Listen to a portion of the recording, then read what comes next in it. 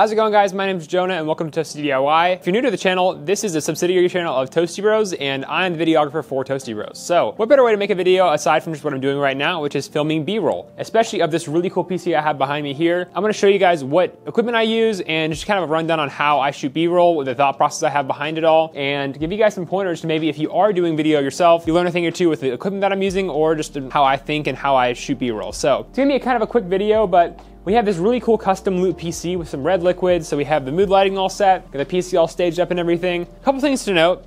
This is, of course, a studio with some nice lighting. Everything's perfectly set up. So at home, you may not have the exact setup here with me, but just gives you an idea as to what you can do with the right lighting, the right equipment, and all that good stuff. Without further ado, we're gonna go ahead and get into it, and I'll show you guys my thought process behind what shots I like to do and why I like to do them. I got my slider set up right here.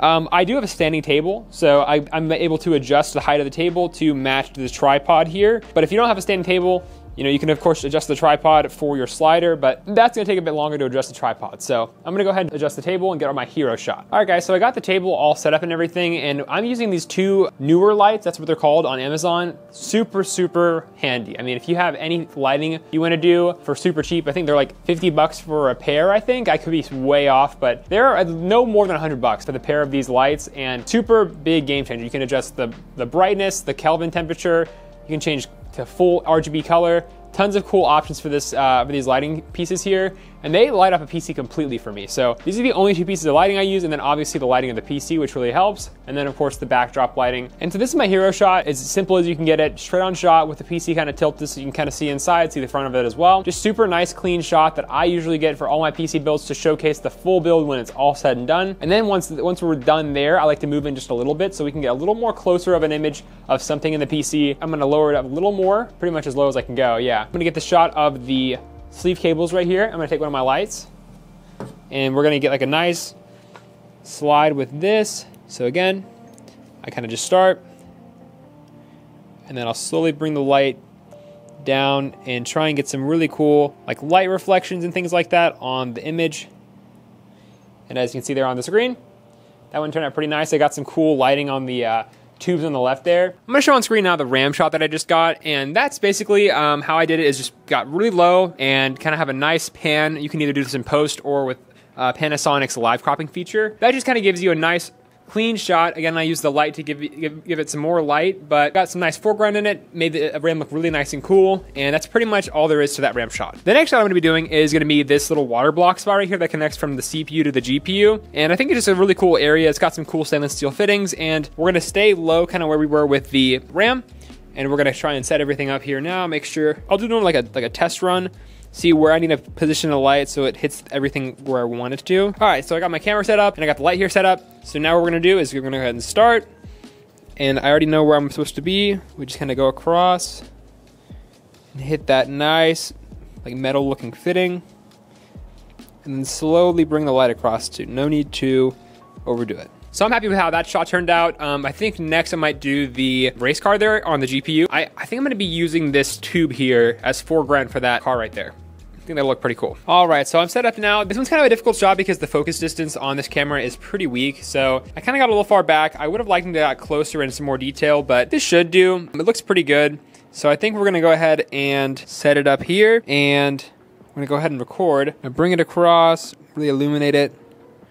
Try and get that shadow that I want, and that should be fine. Not my favorite shot, but it's a cool little touch that I want to keep on the PC, and hopefully it turns out good with the montage. All right, so I went ahead and got this shot set up, and I'm really excited for this one. This one is the CPU block, and these tubes are super cool still with how they kind of lead up. So I think what I'm gonna try and do is maybe do a vertical pull and kind of play into these tubes here. Got my test shots done, we're gonna go ahead and start. And then I'm gonna stand pretty far back because we don't need too much lighting here, just very, very gradual, and play into the direction of your hand. Just like that. And if you notice, I did the up live crop, and then I also moved my light up to kind of keep that nice and smooth and linear. I wanna capture this reservoir right here. I think it's kind of a neat touch. It doesn't have any lighting, so it might be a little tricky to get, but we're gonna go ahead and give it a shot and see how it turns out. And if you notice, for pretty much all my shots, I wanna have some element of foreground in it. It gives depth and a nice little touch to your images compared to like a regular just zoomed in shot. All right, so I think I got this shot down now here, and there's a lot going on with this, but I think that's kind of the point I'm trying to get across for this one. So we got some really cool lines with the sleeve cables and then the radiator. So I think I'm actually gonna go back on what I said just last clip. I think I'm gonna go across. I think it looks pretty cool. So, and I got this weird lighting setup right here. You can kind of see there's a light on a tripod, and that's just because it's kind of weird to set up this lighting right here, and I want to make sure I have enough lighting for the whole thing. So I'm gonna slowly bring it across. Don't have to go too fast. Get that light trail. And done. So onto the Titan GPU shot. I think everyone loves the GPUs a lot on any PC build, so you always want to get some form of GPU shot. At least I like to try. And for this one, I'm gonna do like a diagonal pan. I think that'll be kind of cool since it's kind of angled there with the angle I have it at. And so it might be a little tricky to get, but I think we can nail it. So the focus is good. And then I'm gonna go ahead and head over here and start my B-roll clip. All right.